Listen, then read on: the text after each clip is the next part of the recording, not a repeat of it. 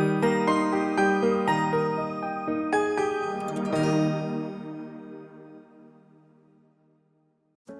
guys, Assalamualaikum.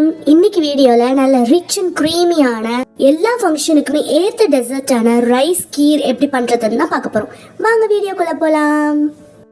Rice கீர் பண்றதுக்கு நான் இன்னைக்கு 1/2 கப் ரைஸை 1/2 அன் ஹவர் ஊற வச்சிருக்கேன். ஊற வச்ச ரைஸை ஒரு மிக்சர் ஜார்ல ஆட் பண்ணி சும்மா ஒரே ஒரு பல்ஸ் மட்டும் விட்டு எடுத்துப்போம். புரோக்கன் வீட் இருக்கும் இல்லையா, அந்த கன்சிஸ்டன்சிக்கு நமக்கு வந்தா போதும். அந்த அளவுக்கு நம்ம அரைச்சி எடுத்துக்கலாம். இப்போ ஒரு பேனில் 1 லிட்டர் நல்லா ஃபுல் க்ரீம் மில்க் எடுத்துக்கோங்க. நம்ம அரைச்சி வச்ச ரைஸ் அதில் ஆட் பண்ணிக்கோங்க.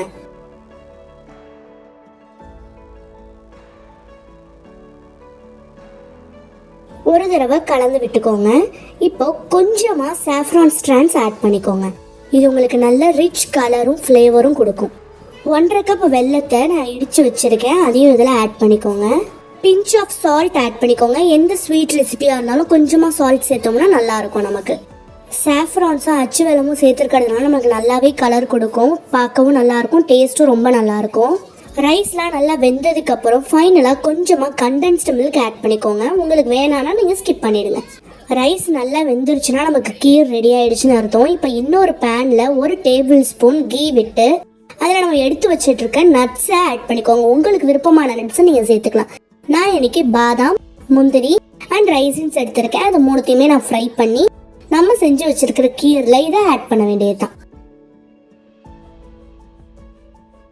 ஒரு தடவை நல்லா கிளறி விட்டுட்டு ஸ்டவ் ஆஃப் பண்ணிடலாம். ஒரு 1/2 மணி நேரம் அதை மூடி போட்டு அப்படியே ரெஸ்ட்டாக இருக்க விட்டுட்டு அதுக்கப்புறமா எடுத்து சர்வ் பண்ணோம்னா நல்ல ரிச் அண்ட் க்ரீமியான ரைஸ் கீர் நமக்கு சூப்பராக ரெடி ஆகிடுச்சு.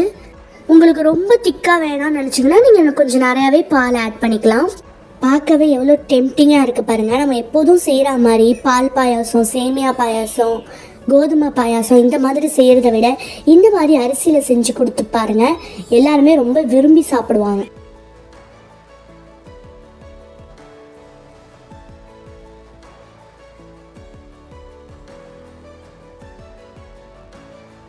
வாவ், பார்த்த உடனே சாப்பிடணும்னு ஆசையாக இருக்குல்ல? நீங்களும் கண்டிப்பாக அதை வீட்டில் ட்ரை பண்ணி பாருங்கள். ரொம்பவே ஈஸியாக, அட் த சேம் டைம் நல்லா ரிச்சான டேஸ்ட்டும் உங்களுக்கு கொடுக்கும். ட்ரை பண்ணி பார்த்துட்டு எப்படி இருந்துச்சுன்னு எனக்கு மறக்காமல் கமெண்ட் பண்ணுங்கள். நெக்ஸ்ட் இதே மாதிரி ஒரு அல்டிமேட் ரெசிபியோடு உங்களை மீட் பண்ணுறேன். Until then, bye bye.